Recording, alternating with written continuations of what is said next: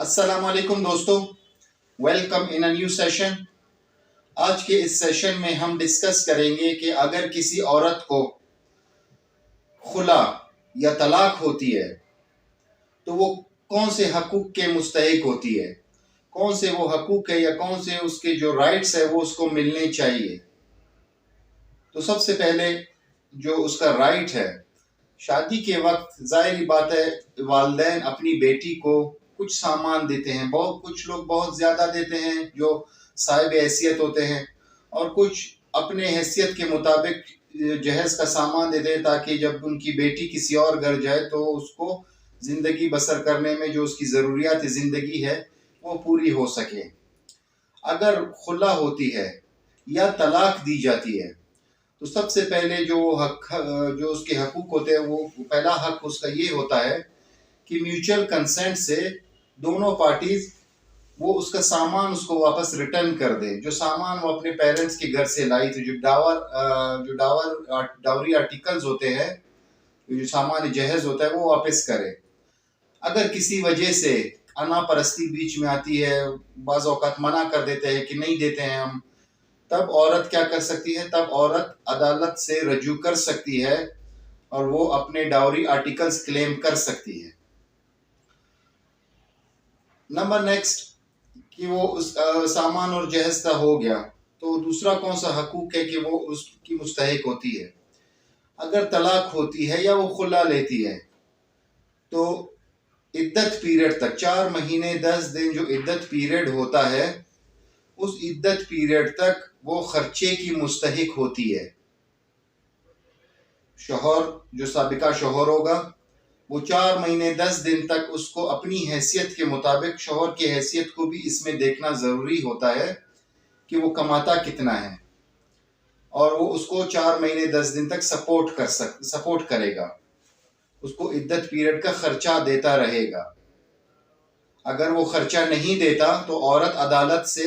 خرچہ مانگ سکتی ہے کہ عدت پیریڈ نے اس شخص نے مجھے خرچہ نہیں دیا، مجھے وہ خرچہ دیا جائے۔ اس کے بعد وہ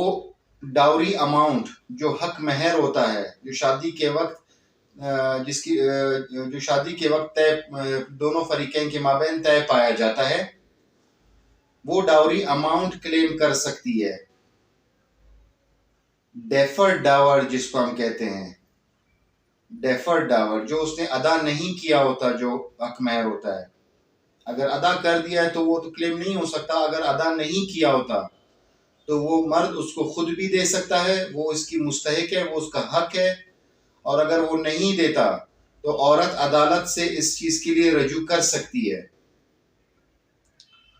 اب آ جاتے ہیں بچے، کیا بچوں کی بھی مستحق ہوگی یا نہیں، بچوں کی کسٹڈی کی؟ تو دیکھیں، اگر تو وہ بچے دودھ پیتے بچے ہیں، سکلنگ بیبی ہے، یا وہ اتنے چھوٹے ہیں کہ وہ اسکول گوئنگ نہیں ہے، وہ ماں کے بغیر نہیں رہ سکتے، تب آپ عدالت سے رجوع کر سکتے ہیں، یا ویسے بھی اس کو کسٹڈی جو ہے نا وہ بچوں کو دیا جاتا ہے ایکسیپشنل کیسز میں۔ لیکن اگر وہ اسکول گوئنگ بچے ہیں اور عورت کما نہیں سکتی ہے، اس کے پاس سورس آف انکم کوئی نہیں ہے، تو کورٹ کیا کرے گی؟ اگر کورٹ میں کیس آ جاتا ہے بچوں کی کسٹڈی کی حد تک، تب کورٹ کیا کرے گی؟ کورٹ نے دیکھنا ہے کہ بچے کی ویلفیئر کون زیادہ بہتر طریقے سے کر سکتا ہے۔ اگر وہ ماں کے ساتھ زیادہ بہتر طریقے سے رہ سکتے ہیں تو کسٹڈی بھی دی جا سکتی ہے، اگر نہیں رہ سکتے تو کسٹڈی باپ کے پاس ہی رہے گی ایکسیپشنل کیسز میں۔ اس کے علاوہ جو بچوں کا خرچہ ہوگا وہ آپ مانگ سکتے ہیں، کیونکہ بچے تو ساری زندگی اسی کے رہنے ہیں۔ اگر طلاق بھی ہوئی یا خلا بھی لی گئی ہو، اگر بچے ماں کے پاس ہیں تو بچوں کا خرچہ بھی آپ لے سکتے ہیں، وہ اپنی مرضی سے بھی دے سکتا ہے۔ اگر اپنی مرضی سے نہیں دیتا تب آپ عدالت سے رجوع کر سکتے ہیں کہ بچوں کا خرچہ دے گا، اور عدالت اس چیز کو دیکھے گی، اس چیز کو کنسیڈر کرے گی کہ آیا وہ جو اس کا والد ہے، بچوں کا جو والد ہے، وہ کماتا کتنا ہے، اس کی کمائی کتنی ہے، اور اس کے اوپر اور کتنی ذمہ داریاں ہیں، ان سب چیزوں کو کیلکولیٹ کرنے کے بعد وہ بچوں کا خرچہ ہوگا وہ دیتا رہے گا۔ اس لیکچر کا مقصد ہرگز یہ نہیں ہے کہ میں ان عورتوں کو جو ہے نا وہ کر رہا ہوں، انسپائر کر رہا ہوں کہ آپ کی یہ حقوق ہے تو ایسا کریں۔ آپ لوگ اپنا گھر بنائیں، یہ آپ کے حقوق ہے جو اسلامی اور قانونی طور پر آپ کو دیے گئے ہیں۔ اس کا ہرگز یہ مطلب نہیں ہے کہ ہر چھوٹی بات پر آپ لوگ عدالت پہنچ جائیں۔ تو اگر کسی نے کوئی سوال پوچھنا ہو، کسی نے کچھ بھی اس حوالے سے پوچھنا ہو تو وہ کمنٹ سیکشن میں رجوع کر سکتے ہیں۔ So thank you very much.